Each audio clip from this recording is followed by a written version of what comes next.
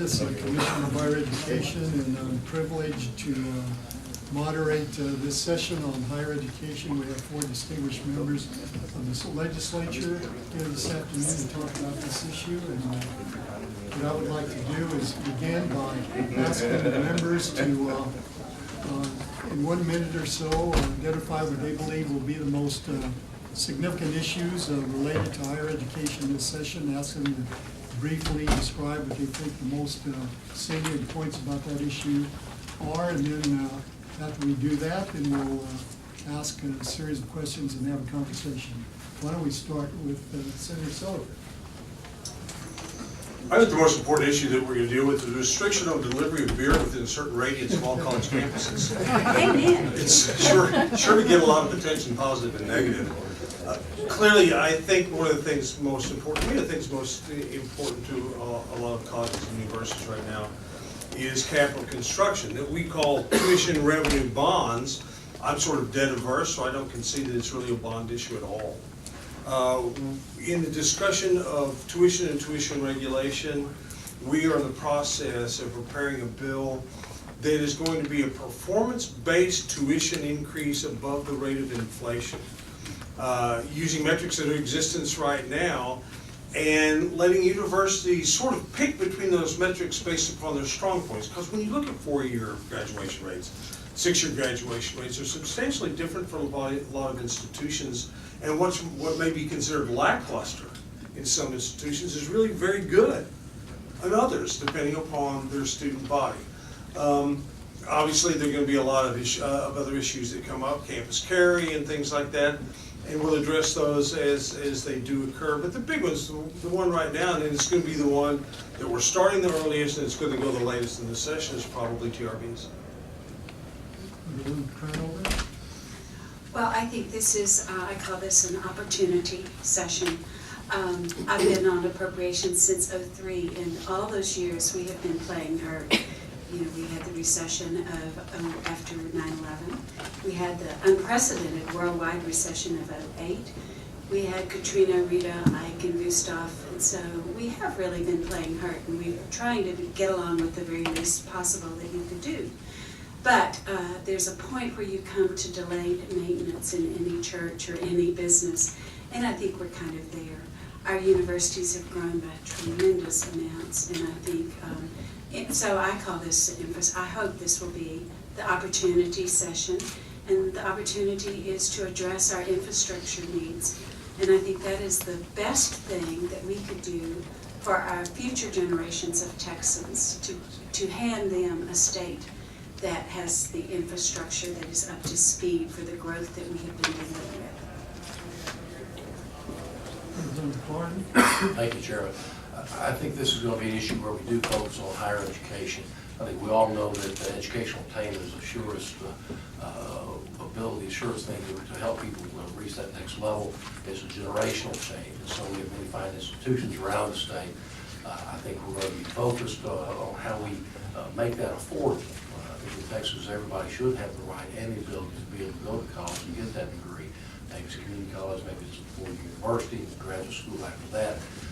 But we've all been hearing the stories of the cost that's outstripping the cost of inflation and other things. So how do we make it an affordable option for people? And so we have many programs that can help us do that, and we're going to explore that in different ways. And also we want to make sure, though, that we move our institutions where they rank better, where we are perceived as having the finest institutions of higher education in the country. We do lag behind other states in that, and that's not where Texas belongs. Texas leads, Texas doesn't follow. So I'm looking forward to the higher education issues this year with my colleagues here at the dais. Representative Murphy. Thank you, Mr. Commissioner. I want to say I think the issues for us this next session, first is going to be cost. Representative Clardy mentioned the spiraling cost of college is making it unaffordable to anybody but the very rich or the very poor, and that's a giant issue for Texas. The second issue is coordination.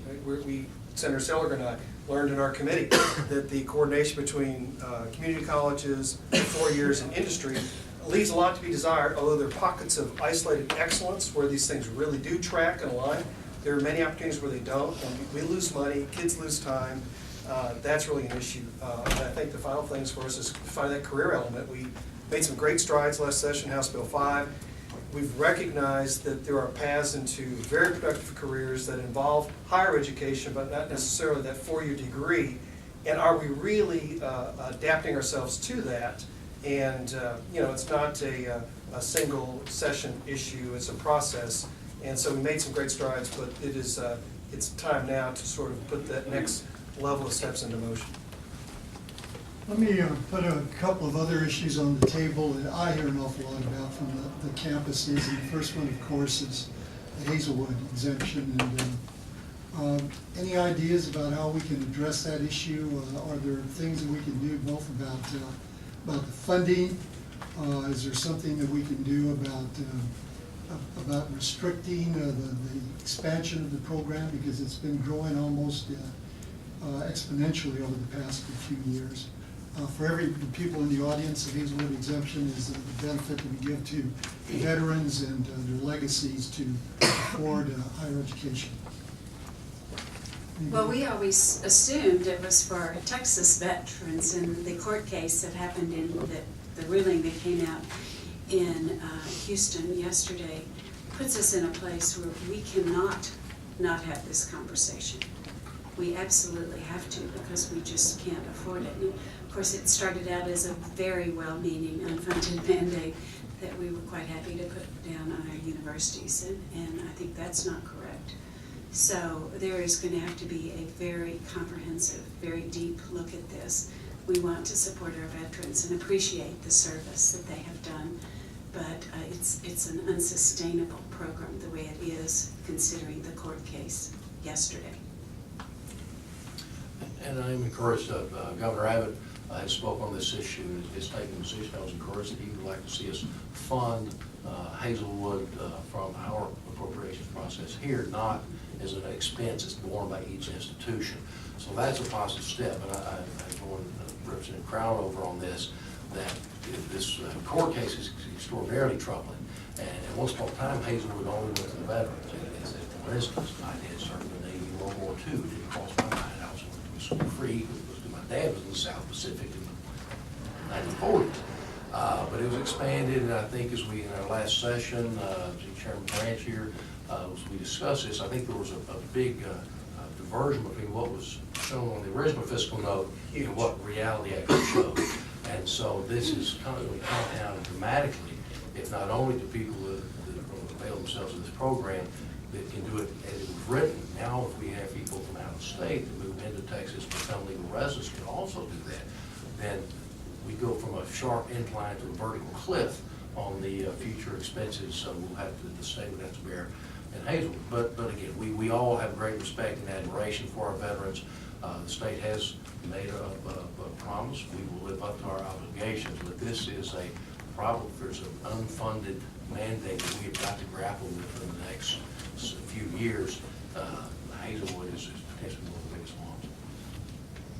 And I'll just add that, it falls on some schools more than others, so it's really incumbent upon the state to come in and do some intervention, given the new data that exists, both what we saw last session in terms of the legacy issue, and now the nose of the camel that this lawsuit has brought about. Make no mistake, we can money whip any problem there is. That should not be our immediate reaction to any problem. And so, viewed that way, we have an obligation to our veterans. It's how we integrate them into the American dream for which they have risked and sacrificed, and that means a lot. Nothing has ever been as well-intentioned or more well-intentioned than that, but it's gotten to be a runaway unfunded mandate. Universities never pushed back when we were doing this a session ago. And then they found out really what it was going to cost them, and it could be a backbreaker. And so we're going to start right away. We're going to look at existing laws. I've been speaking with Senator Vandepute, who was the original architect, and Representative Otto, and go back and see where we are on any sort of residency allowance or requirements under this court decision, as well as legacy and the children of veterans, and make sure we have a program that meets our obligation to the veteran first and foremost, and something that's affordable, both in terms of our appropriation and to the colleges and universities. Any other comments about some possible fixes to this challenge that we have? I would say I'm hopeful that our veterans organizations and the members that serve on the veterans committees can work with us. And we want to be fair, we want to honor the service, but at the end of the day, we also took those as elected officials to look out for taxpayer dollars and act in a fiduciary capacity for the state of Texas. So we need their help to come to a solution that's going to work long term. One thing I'll add, Commissioners, is it's kind of tangential, but I think it speaks to the spirit of the legislature, is trying to make sure our veterans get credit for the knowledge that they develop in their service-based training, to make sure that's something they can carry forward and count towards their community college or four-year credits. That, maybe we can't balance it all with tuition, but if we can give you a couple steps up the education ladder, then we're in a position to, I think, provide them some significant benefits without shifting costs to a bunch of other taxpayers. So there's been a lot of more conversations about that, particularly the number of returning veterans we have in Texas. I think it's clear that most people in higher education and people who watch higher education in Texas understand that we've got to become more cost efficient. That there are a lot of expenses that have gone through the roof. We know about tuition and fees. What are some of the ideas that you all are engaging right now, thinking about, in terms of improving cost efficiency in higher education in Texas? Well, I would say one of those is going to have to be when we talk about facilities expansion. To what extent do we recognize the use of the internet and distance learning and all the collaborative elements that don't necessarily require, one more brick per student or one more classroom per 22 students or whatever those numbers are. There are virtual labs, and those aren't new in chemistry. They don't require those same kind of hooding and venting and chemical loads in a building. That are much more cost effective, and you still have to have a wet lab at some point, but there are ways to develop facilities that are maybe a little more flexible, and trying to scale down that need so we aren't building the same amount of space we needed even 10 years ago. And then we're looking forward 10 years saying, well, where's that going to leave us? That's one area I think that is, as we have all the knocking on the door about facilities expansion, that we have to look at it through the lens of, what are the needs vis-a-vis today's technology and applications, and can we scale that back in the future? So that's one quick area to point to, Brandon. Let me answer that with a different answer to a different question. Let's talk about what we're not going to do, what I don't think we should do, and that is I don't think we need to re-regulate higher education. I think when the experiment began to deregulate the universities, that process is still ongoing, and you've been a part of this, working through these, is coordinating, facilitating these changes. I'm a firm believer in local control. We have quality regions around the state for the different institutions, administrations. Let's see what programs work in those different institutions. I don't think this is a one-size-fits-all. The font of all knowledge and information should not flow from Austin. And I don't think it's our place as legislators to try to micromanage universities or systems and tell them how best to do those things. I think we will see, and I know the governor supported this, some outcomes-based performance criteria and metrics there. And again, I think it's a good idea. Now, with respect to that, I think we should do that more as a carrot and less of a stick. It should not be a punitive measure. I want to reward good behavior, quality programs, and everybody should be in the business of providing the best and highest value education for the lowest dollars. And I really think that's what our systems and our presidents and chancellors are trying to do. I think we all live in that same world, and the end goal is to provide the best educated electorate and the best educated future employees and workers, and frankly, the best educated citizens that any state can offer. And I think we're on the way to doing that, but we're not. We don't need to back off of the deregulation model. It still has time to work. And any contrary points of view on that issue? No, I agree. If you just start talking about regulation and too much regulation dumped on our universities, our universities are a very competitive model. There's 38 in the state. They're competitive against each other. They are competitive against Stanford, Rice, MIT. So it's not like they're out there just able to go willy-nilly on their own way. So at this point, when John Conley came in, the higher education governor, and he really brought it to a high and put Texas on the map. Since then, we have backed away from the funding that we do for higher ed. And at this point, most of our universities, or well, some of our universities are only funded at about 20%. Other universities, I think it's down to closer to 10%. So we have to be careful how many rules and regulations and thou shalls and thou shall nots that we dump on these universities that are in a very competitive situation. Another thing that I think is critical for us to spend a lot of time thinking about is the federal loan situation. Right now, it is the equivalent of an 18-year-old going in and getting a loan for a Ferrari. So they can go in and without any counseling, without too much information, they can indebt themselves. And it takes years for them to understand what has happened to them. Right now we have more college loan debt than we have credit card loan.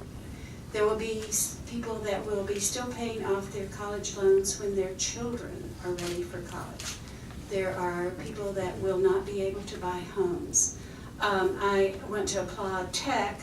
They have a great program that is working. It's a 6-hour, not 6-hour course.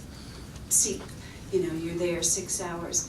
But it's called, now it only works for Tech because of their colors, but it's called red to black. So if your colors are green, that won't work.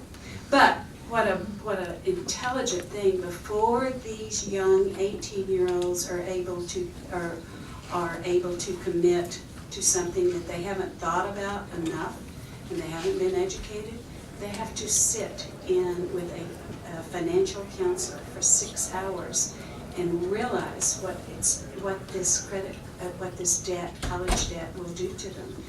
And I know some students that have tremendous college debt out there, but they still vacation in Mexico at spring break. So it's because they haven't thought about it enough. They don't realize the ramifications for the rest of their life. And I think it's incumbent upon us as adults to make sure that this is much more finely watched and talked about.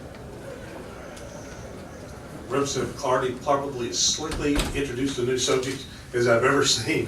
The first part of the question, Commissioner, is the metrics that you have developed and are working on at the coordinating board in terms of space utilization, personnel utilization, efficiency, and things like that.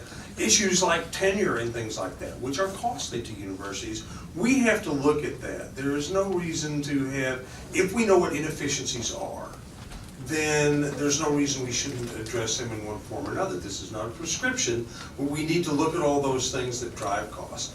When we talk about tuition, and I talk about it a lot, and I hate answering questions with questions, but what should a college education cost? And who should pay it? The point is that in colleges and universities in the state of Texas, they're 12% below the national average. Community college is 34%. So clearly there's some sort of economy there. I've got a number of the publications, and you've seen them all, or written them, that says we must do away with college debt. We don't want people to be too burdened by debt, clearly. But let's be honest about a few things. That not long after young people graduate from college, they're going to incur debt. And there's going to be a car or two, and there's going to be a home, and there's going to be a fast boat or an RV, and then there's going to be the worst, most inexplicable debt one can incur, credit cards. And as Representative Crownover talks about, then again, we cannot impose state judgments on people. So you're carrying a bunch of debt, you've got a job, and now you're going to either incur more debt or spend more money that could go to debt retirement and go to Mexico. And so I would argue that in some ways it is the most productive and profitable debt that anyone could incur is their education. And I think we ought to view debt in that context as well. I wasn't arguing against debt for education, but I think we need to be we need to treat it like it could be a rattlesnake and bite you. There was an interesting article, I think it was the Sunday New York Times, about the federalization of student loan debt. and the practical effect. And there were some things that were tucked away in those bills when they went through that actually the argument was made. I haven't researched it enough, but essentially what it says is because there's options to elect, rather than paying at a scheduled amount over a 10-year period, to extend that over a 20-25-year period and to pay a certain amount of what your net income is based upon a formula. And at the end of that time, if you've not paid back that debt, it's forgiven by the federal government. Distinct from, we do know the student debt is not dischargeable in bankruptcy, but because it was taken out of private banks, it's now the federal government. Surprise, surprise, the federal government will run up debt that doesn't ever get paid back. Now, I'm not sure that's a great thing for the nation, a great thing to encourage people to do and to walk their obligations for what they've incurred to provide or to get their education. But back onto the question at hand, which I will try to answer this time, Kel. No, you did. I really feel strongly, and I've said this in a number of different contexts, but I'm a strong believer in local control. He who stands closest to the fire fights it best. And so let's let those boards and those regions and those administrators come up with those solutions, because fundamentally it is a competitive marketplace, not just Texas internally within our universities and institutions, but also those around the country. I think ours do compare favorably to those around the country. But internally, what you'll see, people vote two ways. They vote with their feet and they vote with their wallets. And they will make decisions that if University of Texas El Paso, for instance, has done a very good job of offering a low-cost fixed tuition program. North Texas has done some interesting things. I know Lamar has. There will be this marketplace of ideas, and what will happen, at least what I hope will happen, is that the good schools will find those programs that work as each do their own experiment, and they will emulate the good things, and they will avoid the bad things. And over time, we will see the entire higher educational system in Texas improve. And I think that's our job, is to not put those restrictions on, give some guidance, give some coordination to those efforts, but don't hamstring them. Very bright people, very smart people, all trying to work the same problem. How do we get the best value for the future generations to be educated? So I think we need to let them do their jobs. Yeah, and I had a great conversation with the college president, and he was talking about how each college, just out of moral obligation, needs to do so much better job of counseling our freshmen. So I know my husband and I raised 4 sons, and one time we looked at the courses that one was taking, and we went, we're paying for that. That's going to get you nowhere. So I think that's a luxury that we do not have anymore and should not have. And like the college president said, it is a moral obligation to have better counseling for freshmen. It's not an ivory tower anymore, I don't think. That's kind of a dated thing. It's not a place where you go to find yourself. We need to be more job oriented. We need to be results oriented. And the part about really, really good counseling, now it costs money, but really good counseling at the freshman level, this college president was saying, then we know who's coming through the pipe. We're ready 4 years from then. We know we want them out in 4 years. It's more predictable. We know what courses we need available. Everybody has a story of somebody that's about to graduate but can't take the course they need to take. Well, that's a problem. And it's a problem that needs to have a lot of time and attention and money put to fix. I mean, that wastes everybody's time and it wastes everybody's money. So there are some real things that we need to do, and I think better counseling is probably number one. Representative Crownover, a few minutes ago, you referred to, I believe, you remember accurately, Stanford, MIT, and Rice. And that leads us to my next question, which is, Governor Abbott has talked a lot about recently in his campaign, and recently since he has been elected governor and inaugurated as governor, about creating more national research universities. And if you look at the data, there was a long article in the Austin American Statesman on Sunday about this issue, and said that we grossly underfund our emerging research universities, if in fact that's a genuine goal for the state of Texas. The coordinating board has obviously done a lot of research on that issue, and we are well behind the national average among, for example, universities and the American Association of Universities in terms of funding per student FTE basis. What are your views on this ambitious goal of developing more Tier 1 or national research universities in Texas? We hear anywhere from 2 to 5 to the 8 emerging research universities that we have in Texas. What are your views on this issue? How much of an urgent goal is it for you, and how do you think we can move more effectively in that direction if you support the concept? Well, I'll start, Raymond, and tell you, it's absolutely a critical goal. You know, we did a big measure last session on reinstituting our research and development tax credit.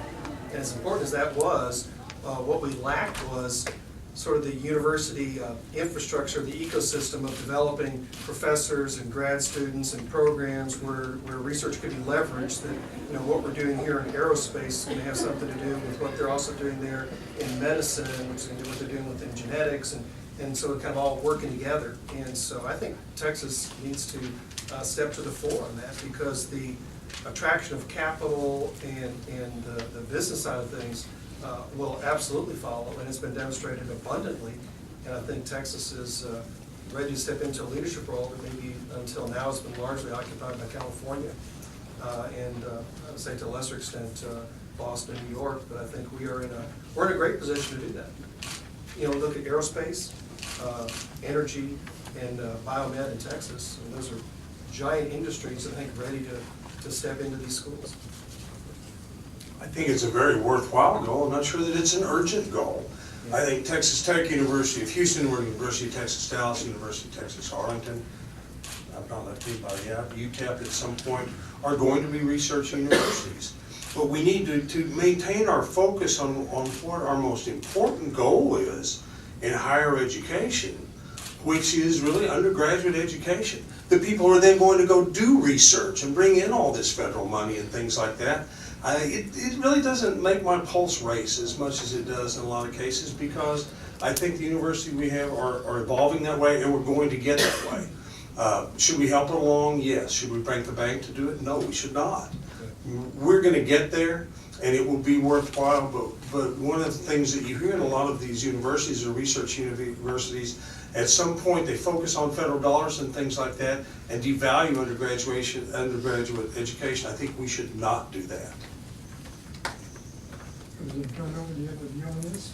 Well, there's a good balance there. You know, I don't think MIT will think they've wasted money expanding their research. So, but I think there's a very cautioned area there. You do it carefully, do it smart. Texas is a can-do state. We pride ourselves in that, and I think we can do this. But it's not one of those things, I don't care how much it costs, we're going to do it, because I do care how much it costs. I didn't leave out Stephen F. Austin, did I, as research university? University of North Texas. Okay. I'm sorry, but you just brought it back. I apologize. We think. He said it to you in Texas State. Good, Yeah, yeah. Texas State, that's what we Texas State. Yeah. I think aspirationally it's the right thing to do. All of our institutions should be aspiring to do those things that put them at the top.